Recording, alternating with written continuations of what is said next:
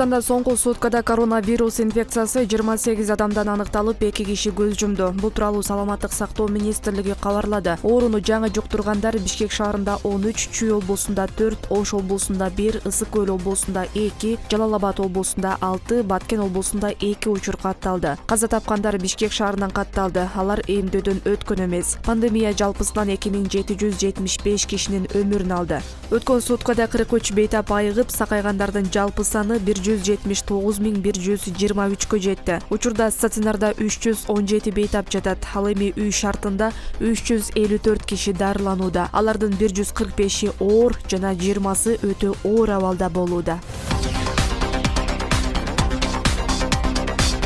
Кыргызстанга коронавируска каршы Синофарм вакцинасынын 1,5 миллион дозасы алып келинди. Бул тууралуу өкмөттөн билдирди. Кытайдын гуманитардык жардамы Манас эл аралык аэропортунан өткөрүлүп берилди. Иш-чарага министрлер кабинетинин төрагасынын орун басары Эдил Байсалов, Саламаттык сактоо министри Алымкадыр Бейшеналиев жана Кытайдын Кыргызстандагы элчиси Ду Девен катышты. Байсалов Кытай тарапка көрсөтүлгөн 4-ч жолку гум жардам үчүн ыраазычылык билдирди. Ал ошондой эле жарандарды эмдөөдөн өтүүгө чакырды. Келе жаткан жылдын январ айында өлкөгө омикрон штаммы кирип калышы мүмкүн деп турабыз. COVID-19 жайылышы күчөшү мүмкүн. Буга байланыштуу вакцина алып калууга жетишүү керек. Өнөкөт оорусу барларга эмдөөдөн өтүүгө тыюу салынбайт. Тескерисинче бул топтогу адамдар биринчи кезекте препаратты сайдырышы керек, деди Байсалов.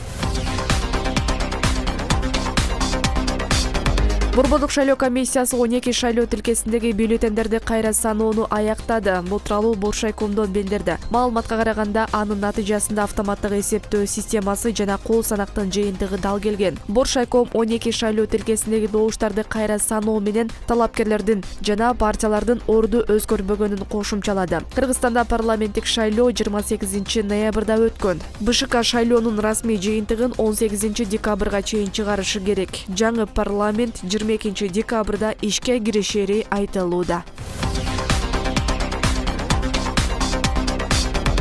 Кыргызстандын улуттук коопсуздук комитети Күрд жумушчу партиясы террордук уюмдун мүчөсү аныкталып кармалганын билдирди. Атайын кызмат 14 декабрда тараткан маалыматка ылайык, шектөө Сирия, Ирак мамлекеттериндеги согуштарга катышып, эл аралык издөөдө жүргөн. Орусиянын күч түзүмдөрү менен биргеликте жүргүзгөн ыкчам издөө иш-аракеттердин негизинде ал Москва шаарында жасалма документтер менен жашырынып жүргөн жеринен кармалган. Шектүү Талас облусунун тургуну Орусиядан Кыргызстанга 12 декабрда экстрадицияланды. Каржы министрлиги Жогорку кеңештин депутаты Осмон Турдумамбетовдун Кумтөр кенинде өндүрүлгөн алтындын сатылышы жана сакталышы жөнүндө суроосуна жооп кайтарды. Маселе Кыргыз алтын мамлекеттик ишканасына тиешелүү экенин мекеменин сайты жазып чыкты. Анда Кумтөр Голд компания ишканасы 2020 жылы республикалык бюджетке 9 миллиард 113,7 миллион сом төгүүнү пландап, 9 миллиард 618,7 миллион сом төккөнү айтылган. Ал эми 2021 жылдын 11 айында 6 миллиард 998,8 миллион сом төккөн. Жогорку кеңештин бюджет жана финансы боюнча комитетинин 13 декабрдагы жыйынында депутат Осмон Турдумамбетов Кумтөр кенинен казылып жаткан алтын кайда сатылып же сакталып жатканы жөнүндө суроо берген. Каржы министри Алмаз Бакетаев ишкана салыкты толук төгүп жатканын айтып, бирок суммасын атаган эмес. Ал эми алтын боюнча маалыматы жок экенин билдирген. Буга чейин бир катар депутаттар Кумтөрдө жасалып жаткан иштер тууралуу элге толук маалымат берилбей жатканын. Андыктан министрлер кабинети кен боюнча парламентке келип, толук отчет берүүгө тийиш экенин айтышкан. Кыргыз тарап быйыл май айынан бери Кумтөргө сырттан башкаруу киргизип, көзөмөлдөп жатат.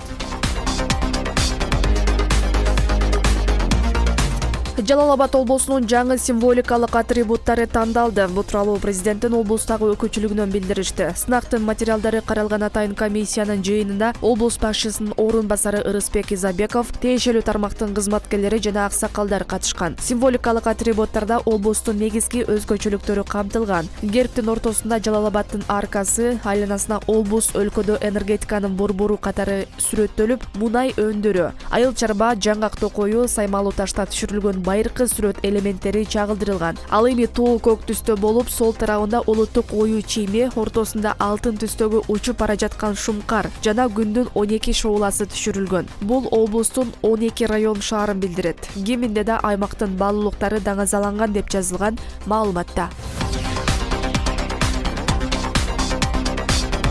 Бишкекте президенттик администрация ЖМК өкүлдөрү катышкан кыргыз футболунун 100 жылдыгына арналган футзал боюнча достук мелдеши өткөрүлөт. Бул тууралуу өлкөнүн футболдук союзунун маалымат кызматынан билдиришти. Турнирге президенттик администрациядан, улуттук футболдун ардагерлеринен, жалпыга маалымдоо каражаттарынан, спорттук уюмдардан, бизнес чөйрөсүнүн өкүлдөрүнөн жана маданият ишмерлеринен турган командалар катышат. Достук мелдеш Кыргызстанда футболдун пайда болушунун 100 жылдыгына карата Кыргыз футболдук союзунун демилгеси менен уюштурулууда. Ал өлкөдө спортту өнүктүрүүнү жана сергек жашоо образын жайылтууну максат кылат деп айтылат билдирүүдө. Турнир Бишкектин Арча Беши конушундагы Газпром ден соолукту чыңдоо борборунда 17 декабрда өтөт.